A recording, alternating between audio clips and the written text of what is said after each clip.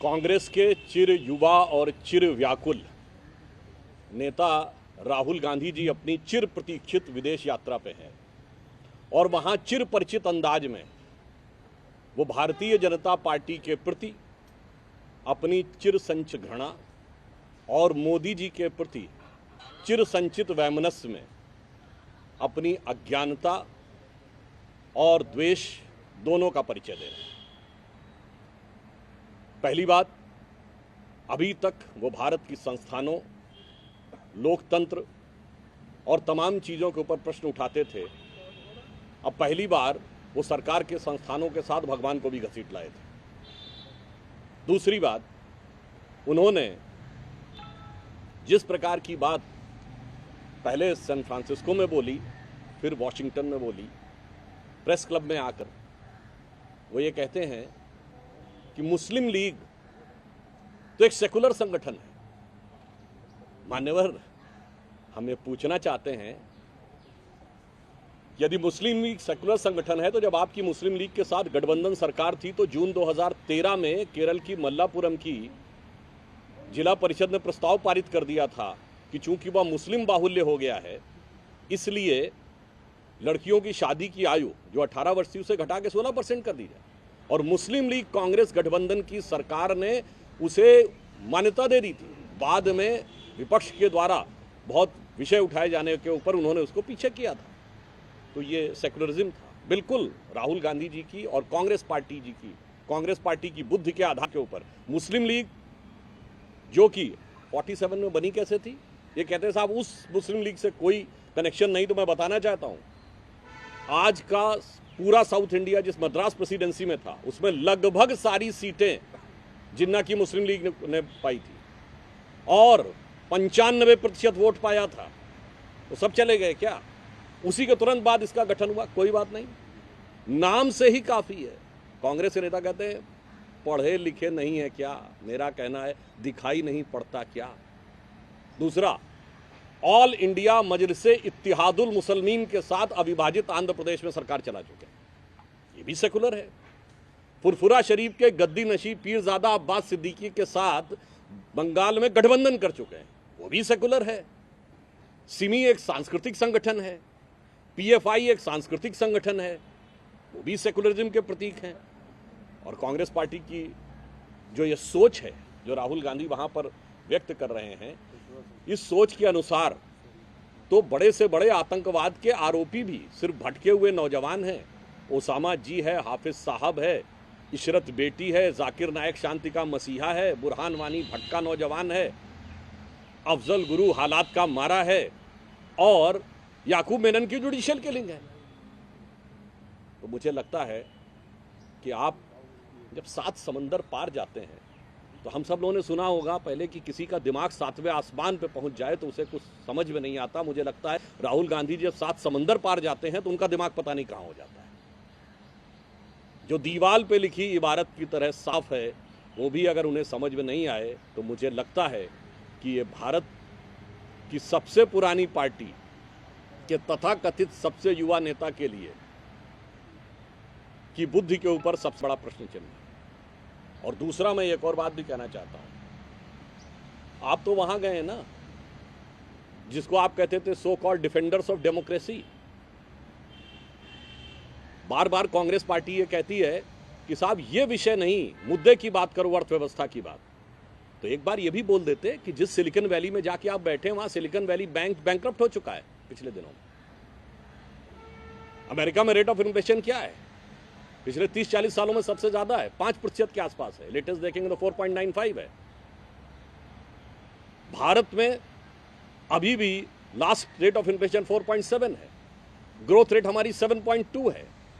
ये भी बता देते कम से कम ईमानदारी से जो आप कहते हैं। और मैं ये भी बताना चाहता हूं, अमेरिका में स्थिति ये कि वहां भुगतान का संकट भी है और नवंबर 2021, और शायद डेट है 21 नवंबर, आप लोग चेक कर सकते हैं जाके, व्हाइट हाउस की प्रेस रिलीज देख लीजिए, उन्होंने स्ट्रेटेजिक ऑयल रिजर्व खोले कीमतों को कम करने के लिए। उसके बावजूद मोदी जी के नेतृत्व में भारत वर्तमान परिस्थिति में सबसे बेहतरीन ढंग से चल रहा है।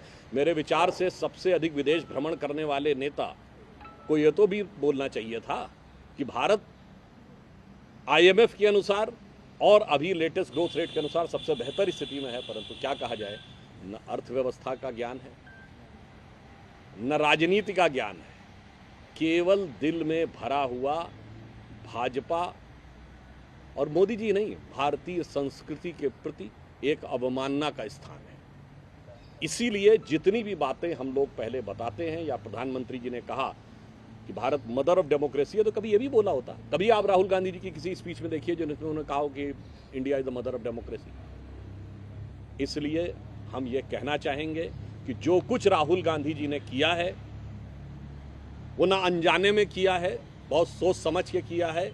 ये कांग्रेस पार्टी और राहुल गांधी जी आदतन करते हैं, फितरतन करते हैं, और अगर कहा जाए, इसको अन्यथा न लिया जाए, तो कुछ हद तक कांग्रेस पार्टी ये सब शरारतन करती है। परंतु मैं यह कहना चाहता हूं कि भारत की जनता बहुत प्रबुद्ध है। वो मुस्लिम लीग के सेकुलरिज्म, इत्तिहादे मुसलमीन के सेकुलरिज्म, पीरजादा अब्बास सिद्दीकी के सेकुलरिज्म, सिमी के सांस्कृतिक संगठन होने का सारा अर्थ समझती है। और अर्थव्यवस्था के आधार पर भी मैं या कांग्रेस पार्टी से विनम्रता से कहना चाहता हूं कि जितने देशों का दौरा पिछले कुछ समय में राहुल गांधी जी ने आदतन किया है, फितरतन किया है, उनमें से एक देश बता दें जहां आज की डेट में रेट ऑफ इन्फ्लेशन भारत से कम हो और रेट ऑफ इन्फ्लेशन भारत से ज्यादा हो और रेट ऑफ ग्रोथ भारत से कम। राहुल जी एक सवाल बात कहा है कि चाइना ने भारत का 1500 किलोमीटर से वो कर लिया, ऑक्युपाई कर लिया, ये फैक्ट है। और साथ ही उन्होंने कहा कि मुझे इसलिए पनिश किया गया कि मैंने अदानी पे प्रश्न उठाया, इसलिए मुझे पनिश कर दिया गया जल्दी, और ये हाईएस्ट पनिशमेंट है डिफेमेशन में। देखिए, जब न्यायालय से पवन खेड़ा जी को राहत मिल जाती है तो जयराम रमेश जी क्या ट्वीट करते हैं कि सत्य की विजय है। राहुल गांधी जी को राहत नहीं मिलती है तो लोकतंत्र खतरे में है। अभी सर्वोच्च न्यायालय के 2 निर्णय आए पिछले हफ्ते, जिसमें कांग्रेस पार्टी का यह दावा था कि वो उनके पक्ष में रहे, तो न्यायालय ठीक है। राहुल गांधी जी पे सजा हो जाए तो न्यायालय खराब है। अगर आप चुनाव जीत जाते हैं तो लोकतंत्र खतरे में नहीं है। आप कर्नाटक जीत गए तो चुनाव आयोग भी सही है, ईवीएम भी सही है। आप उत्तर प्रदेश और गुजरात बैडली हार गए तो चुनाव आयोग पर भी प्रश्न चिन्ह है। और इस पे तो मैं सिर्फ उनसे कहना चाहूँगा कि बेहतर होगा कि वो उस पुराने दोहे को याद करें कि बुरा जो देखन मैं चला, बुरा न मिलिया कोई, जो दिल खोजूं आपना, मुझसे बुरा न कोई।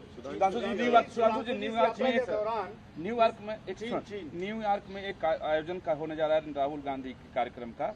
उसमें तमाम ऐसे संगठन और लोग जुड़े हुए हैं जो भारत विरोधी लॉबी के हों और पाकिस्तान के आतंकी संगठनों से सीधा उनका संबंध है। जैसे मस्जिद अल वली का है, दारुल इस्लाह का है, तजीम अंसारी, ऐसे लोग उसके व्यवस्थापक हैं। देखिए, एक प्रश्न तो मन में स्वतः उत्पन्न होता है कि श्री राहुल गांधी जी इवन कांग्रेस की सरकार के समय में भी भारत में ना तो थिंक टैंक्स के द्वारा बुलाए जाते थे, ना बड़ी यूनिवर्सिटीज के द्वारा बुलाए जाते थे।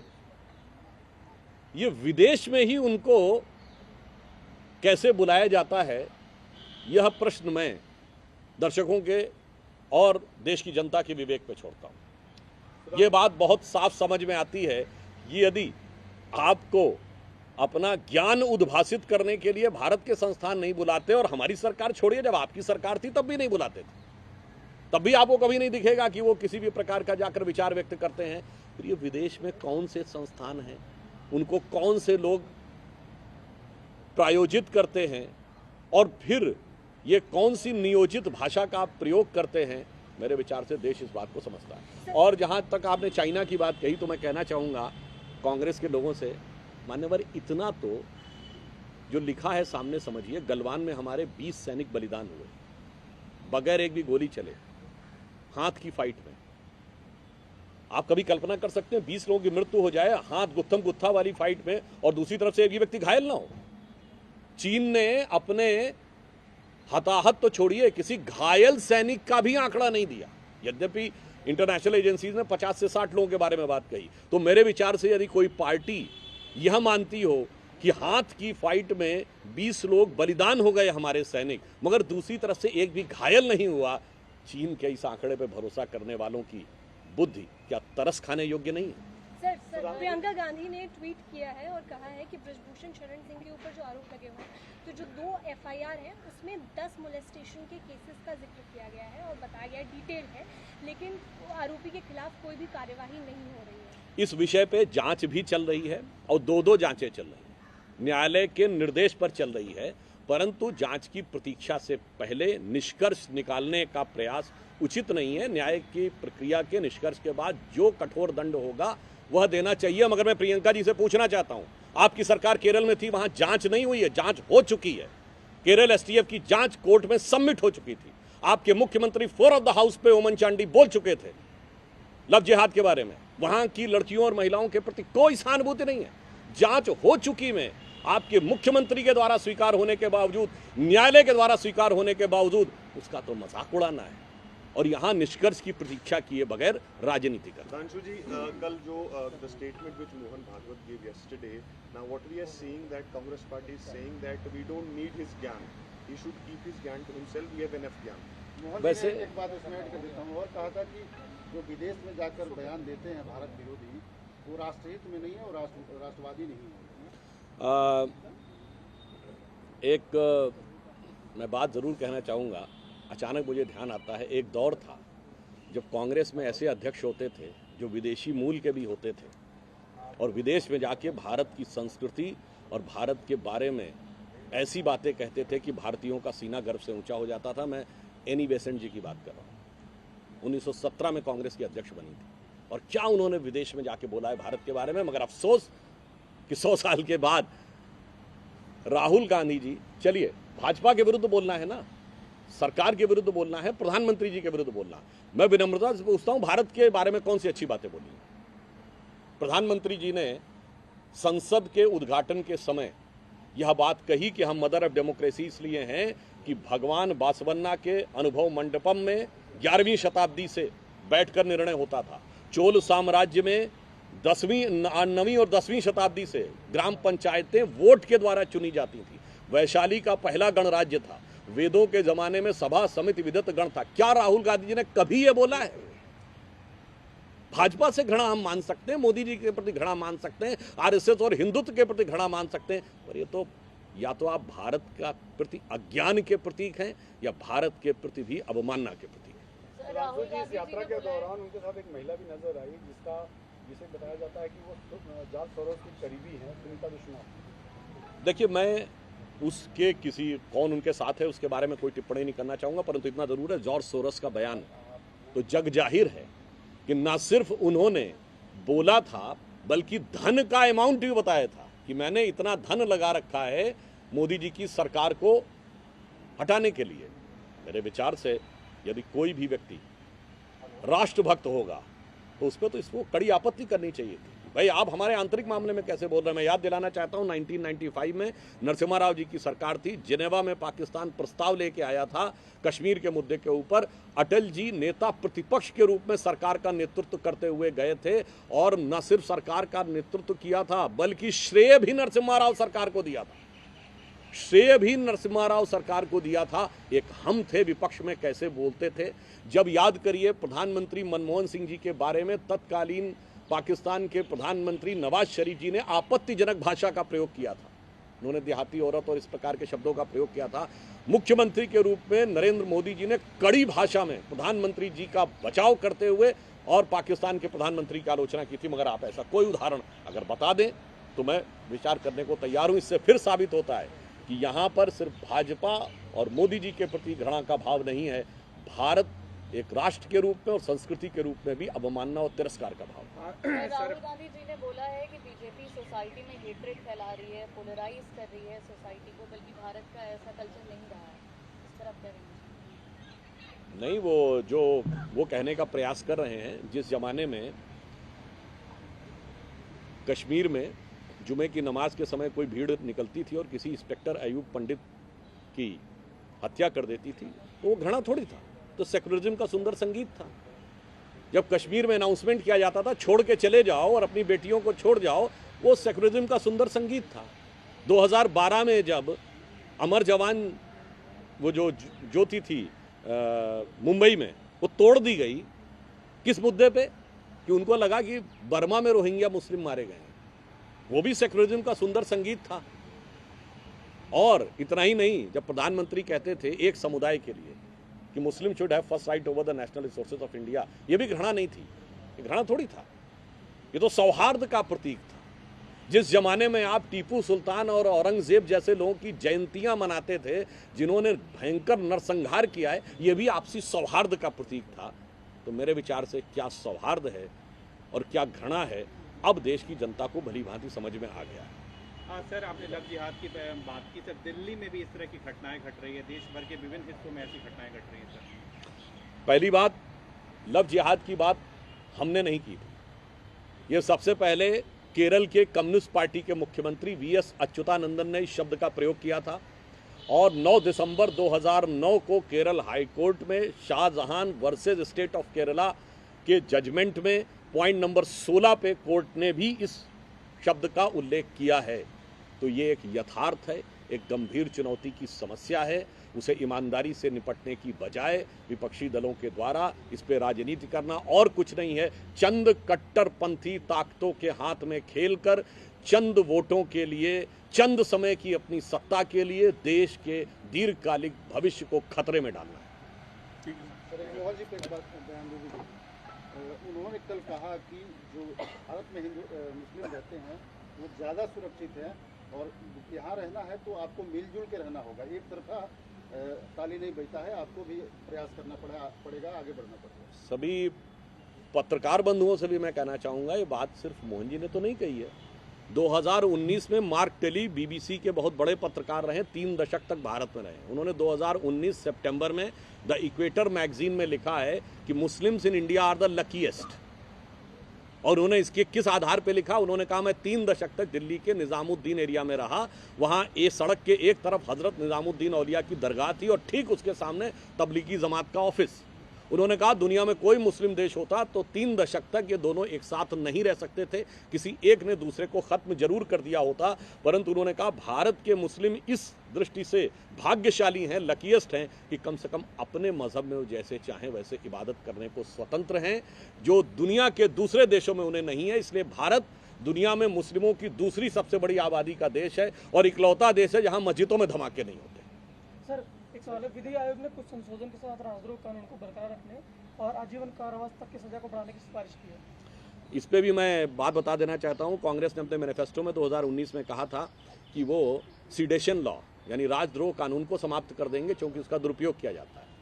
और मैं देश की जनता को याद दिलाना चाहता हूँ, 2019 के बाद सबसे पहले इस कानून का उपयोग किस सरकार ने किया? राजस्थान की सरकार ने किया। किसके विरुद्ध किया? आतंकवादियों और अपराधियों के विरुद्ध नहीं किया, विधायकों के विरुद्ध किया। किन विधायकों के विरुद्ध किया? अपनी पार्टी के विधायकों और मंत्रियों के विरुद्ध उन्होंने सीडेशन के लॉ का प्रयोग किया। एक बार पुनः यह भी साफ हो जाता है कि नियम और कानून का भी राजनीतिक हित में दुरुपयोग करने वालों का चेहरा एक जगह कुछ और दूसरी जगह कुछ और होता है। एक लाइन और बोलना।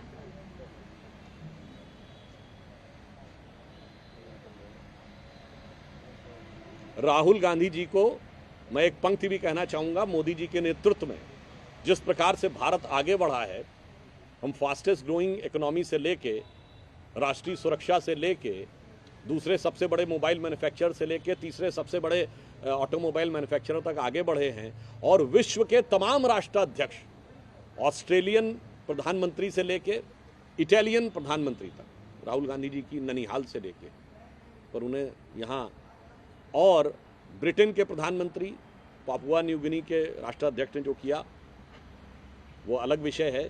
पर मैं सिर्फ कहना चाहूँगा, राहुल गांधी जी याद करिए, हम जो काम कर रहे हैं वो आपको इसलिए समझ में नहीं आएगा क्योंकि हम वो कर रहे हैं कि स्वप्न देखा था कभी वो आज हर धड़कन में है। एक नया भारत बनाने का इरादा मन में है और बढ़ रहे हैं हम प्रगति की ओर उस रफ्तार से, कर रहा है विश्व भी हमको नमन उस पार से। मगर आप उस पार से जाकर विश्व के दूसरे कोनों में सिर्फ भारत और भारत के देश के प्रति तकरार ही दिखाते हैं।